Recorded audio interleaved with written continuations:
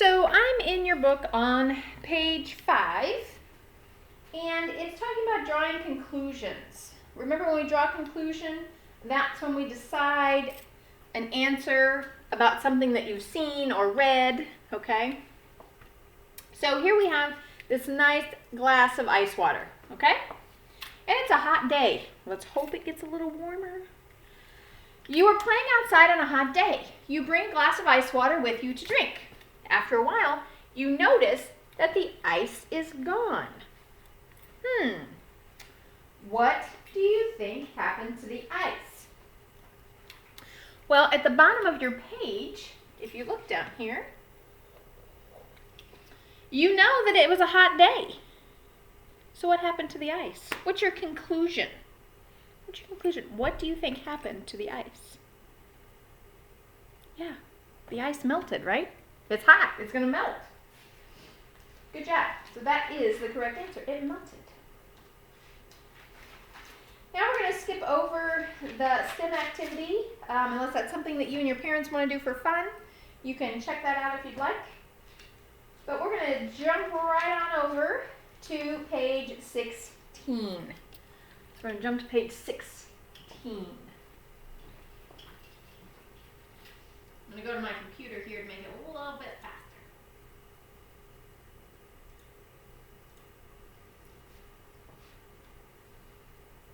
All right.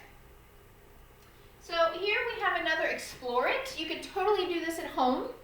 I'm sure that you all have a marker, a plastic bag, penny, foil, and a pencil. I'm sure you do. I know I do. So you're going to get these objects. Some of them are metal, some are non-metal, and you're going to classify them. Okay, so you're going to put them together according to if they're metal or non-metal. So find something that is metal and bendable. So in this picture, something is metal and bendable. Write your answer right there. Okay.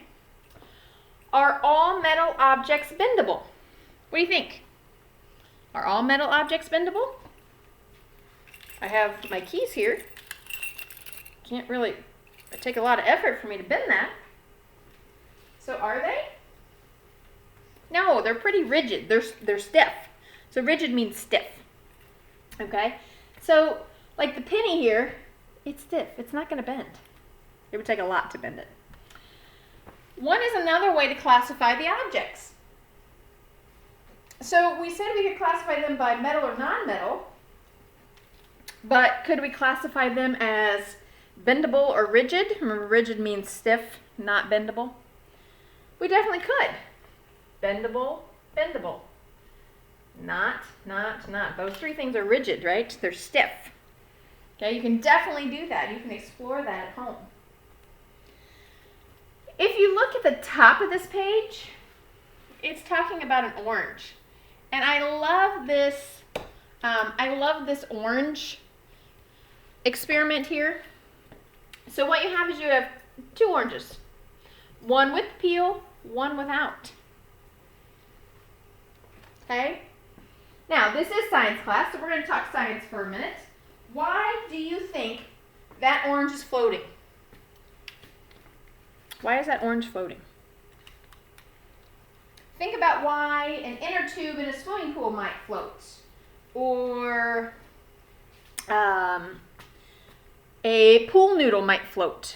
Why do those things float? We've talked about it just a teensy little bit in science. We've talked about that before. But why is this one floating? Well, because there's actually air trapped underneath the peeling. The peeling, when you peel it off, it's pretty easy to come off, right? Yeah. So when you peel it off, the air is gone, and so it's solid. It's going to sink. There's no air left to hold it up. When you swim and you take a deep breath, and you hold your breath, your lungs are full of air. That's what makes you float. Now I'm going to turn this to some Jesus time. Okay? Thinking in terms of religion and Jesus. What do you think this orange is missing in its life? If this was a person, what is that orange missing? Yeah.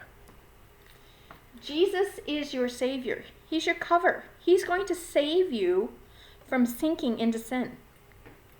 Okay? So yeah, didn't think I was going to turn that one on you, did you? All right. So it's sinking because the air has been removed from the peel. So remember, don't lose Jesus. He's your life jacket. All right, let's go to the next page. So the next page, page 17. On page 17, we are going to look at discussing matter. Some words that we're going to need to look at will be matter, obviously. Oh, big highlighted word there. But we're also going to look at property and thermometer in this lesson. So everything you see around you is made of matter. Everything. Matter is anything that takes up space and has mass. Mass is the amount of matter in an object. Hold on. Not an idea what that means. Mass. Mass is the weight. Okay? If I step on the scale, I find out how much mass my body has. So for our terms, mass means how heavy it is. Space is how much room it takes up. Okay? Objects that have a lot of matter are heavy, like a car. The car in this picture is heavy. Objects that do not have a lot of matter are light, like the bicycle. Some of you can probably pick up your bicycle and move it. Some of us, like myself, not so much. All right, some things you cannot see are made of matter. Right now, the air around me, wave and wave and wave in the air. Yeah, it's matter. So, here's what you know. You know a car has a lot of matter. What's your conclusion about the mass of the car? It has a lot, right? Because it's heavy. So a car has a lot of mass. It's heavy. It's going to weigh it down. The more mass, the heavier the object.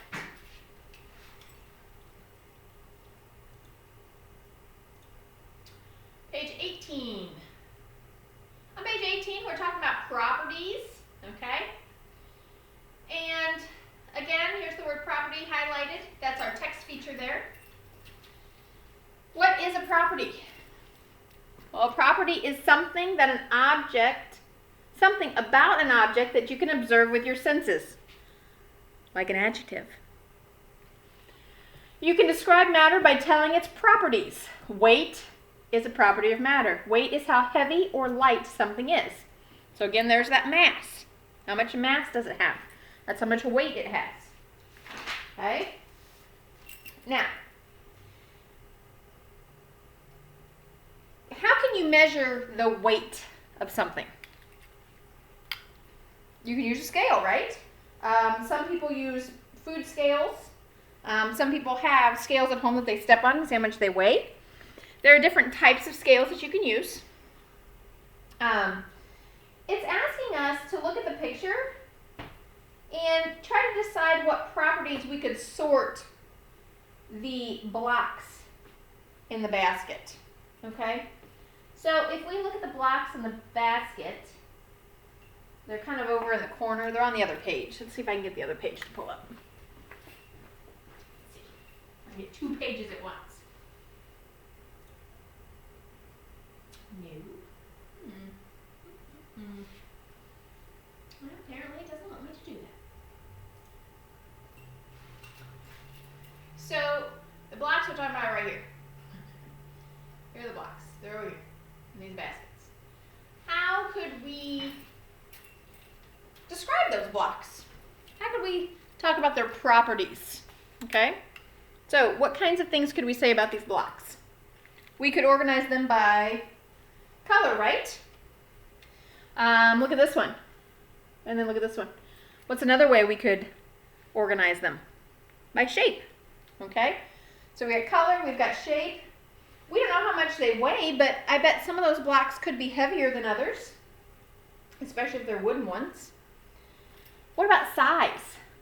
I mean, this one looks smaller than this one. I think this is another one of those, actually.